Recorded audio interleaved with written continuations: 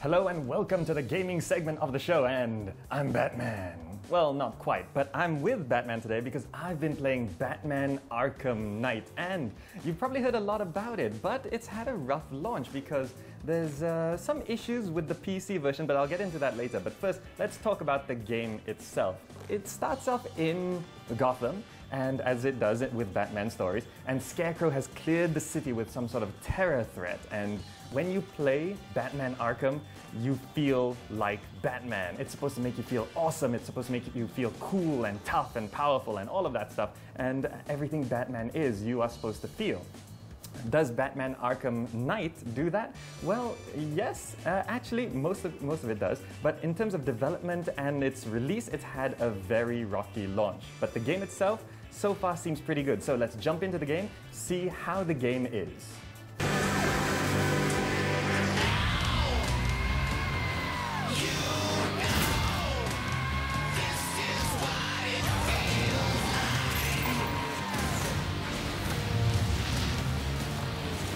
Well, first of all, the aesthetic of the game, the whole look looks phenomenal. It's one of the prettiest Batman games out there, and just the whole rain effects, they got this like little shine, and when you're walking in the rain's dripping off you and all of that. It looks really cool, and the whole cityscape and the character models and the textures all look fantastic on the console version anyway.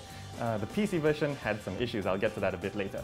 But in terms of the gameplay and the mechanics, the combat feels tighter, it feels more visceral, it feels more impactful when you punch people, and that's absolutely fantastic because that's what Batman's all about, punching up baddies. And the big selling point, of course, of Batman Arkham Knight is the Batmobile. So you get to drive around Gotham in this Batmobile, and it could have been a hit or a miss because the driving mechanic can be very annoying in a lot of games, especially if it's not tight enough. But the controls for the Batmobile actually feel very responsive, very tight. You can take sharp corners pretty easily, and it's got the whole driving upside down thing as well. And if you like the vehicular stuff, like vehicular driving and vehicular combat, then you're going to love this because the car has a driving mode and a tank mode. And the tank mode, you move slower, but you get to strafe around a bit more freely, but you get this big cannon on top so you can shoot enemy vehicles and enemy people just in general. But the game itself sort of goes between the driving and the running around, grappling hook sort of maneuverability stuff. So if you don't like the driving, then you might find that the driving stuff gets a little repetitive over time, because driving through the city does feel better than swinging through it at times because it gets you around faster. But the vehicular combat can get a bit samey after a while because there's only so many things you can do with a car and a tank. So those parts might get a little draggy if you don't like driving mechanics and vehicular combat. Mainly, the downsides are on the PC version. The game's available on all the major consoles and PC, but the PC port had a really rocky start.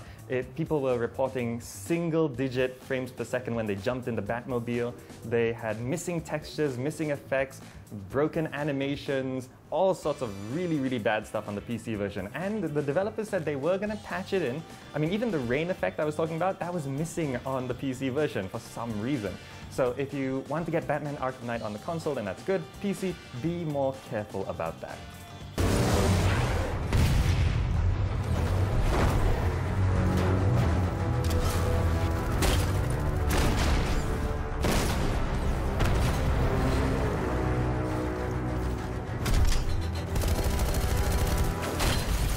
So, is Batman Arkham Knight for you? Well, if you like Batman, you're gonna love this one because some of the previous Batman Arkham games had some rocky starts, particularly Batman Arkham Origins, but from Batman Arkham Asylum up until today in Batman Arkham Knight, this is definitely a step forward. The gameplay is fantastic, the combat feels more responsive, the addition of the Batmobile is really good, and the characters and the storyline, just in the start, the first 2 minutes of Batman Arkham Knight really hooks you. It's one of the best intros to a video game I've ever seen and ever experienced, and it really does hook you in, and the first hour of gameplay is definitely going to hook you in.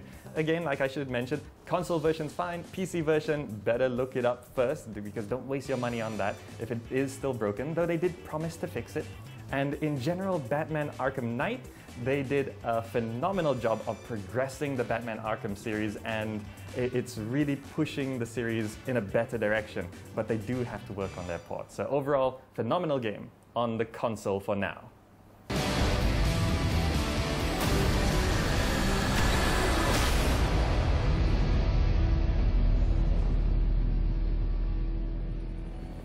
This is how it happened. This is how the Batman died. Oh, we're at the end of another season of Gadget Nation, so we're going to take a couple of weeks off. But don't worry, because we'll be back very, very, very soon. Before you even know it, same time, same place. But in the meantime, big shout out to Talent Lounge here in Mutiara Damansara for hosting. It's not for the first time. A great place to come and chill out. I need to get some more gadgets prepared, some more games looked at, and a whole bunch of things before we start the next season. So in the meantime, find us on Facebook and on Twitter. Love to hear from you. You can just look up Gadget Nation. My name is Adam Karavis, signing off from Talent Lounge. See you in a few weeks.